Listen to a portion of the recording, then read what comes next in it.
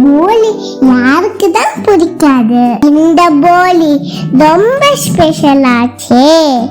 ஏன் தெரியுமா? இதுல மைதா கிடையவே கிடையாது.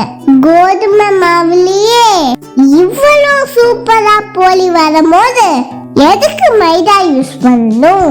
இந்த சக்கரவள்ளி போலி ரொம்ப டேஸ்டா இருக்கும். கை வச்ச உடனே பிஞ்சிடும். அப்படி ஒரு சாஃப்ட், வாயில போட்டா சும்மா கரைஞ்சிருமே. ரொம்ப ஹெல்தியான பக்க டேஸ்டியான ஸ்வீட் பொட்டேட்டோ பூரான் போலி எப்படி செய்யறதுன்னு பார்க்கலாமா?